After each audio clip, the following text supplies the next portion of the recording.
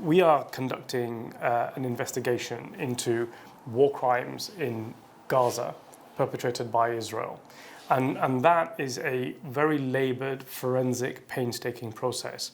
It's not just a case of taking documents and saying, well, this is what this means and this is what that means, but building a picture from lots of little pieces of a jigsaw. If you're using phosphorus on a densely populated area, I would argue that that's almost impossible to do.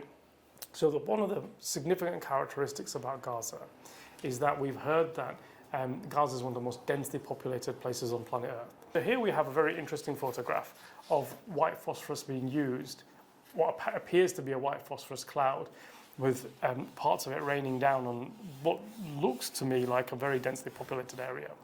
And so you can build a timeline from this of potentially, I'm not saying that this is the timeline, but this is the way the investigation will work.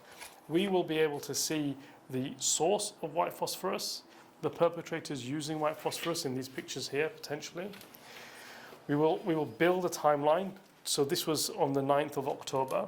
And then we have evidence of white phosphorus being used. Now, I'm not sure if these munitions result in this kind of explosion. And this is something for a forensic expert to give me advice about as part of our investigation.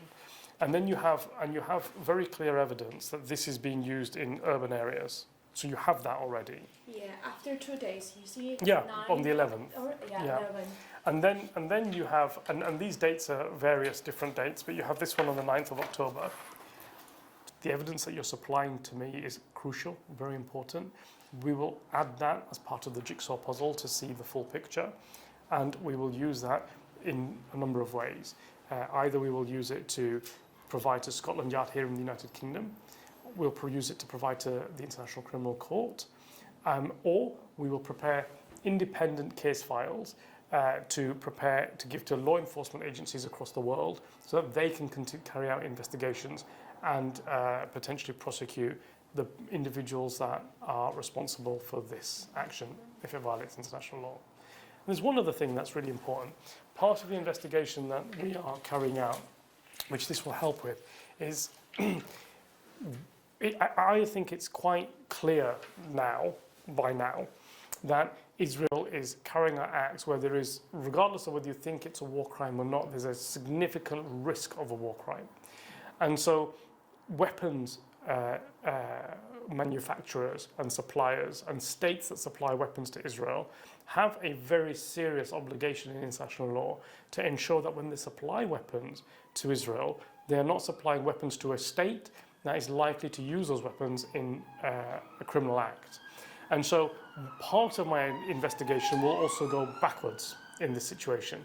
And what I mean by that is that I'm very interested to know the source of these weapons, where they were made, who they were made by, when Israel received them, which companies provided them, which company directors were in control of the companies when these were supplied to Israel.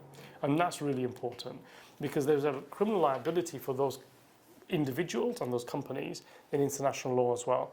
As a first step, are you planning to include these evidences to Scotland Yard's investigation? I mean, the answer to this question is absolutely. This evidence is invaluable. It's very, very, very important evidence.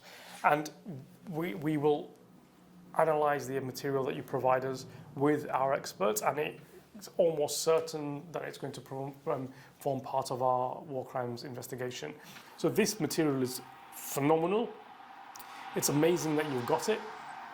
It shows the importance of journalists doing their job independently and properly, and it's going to be a very valuable piece of our investigation.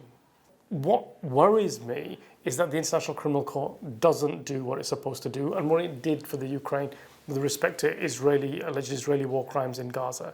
What that means for me is that the International Criminal Court will become defunct, quite frankly. If it doesn't do what it's supposed to do in a country like Israel and Palestine, when it's very clear that the United States, the United Kingdom and Europe are allies of Israel, supporting Israel's action to some degree, then the ICC effectively becomes an imperialistic tool of these Western states. And it's not designed to be that. What the ICC is designed to be is to be an independent arbitrator that acts without fear or favour to hold war criminals accountable. From my view, if it fails to hold Israelis accountable for war crimes in that region for this current conflict, then it becomes an irrelevance. What's important about these photographs is that you have the journalist that took the photograph and the dates of them, and that's really important evidence. And this work is really important because what it'll help me do is it'll help me build a picture in our timeline of events that will help me put where certain events happened. It's very important.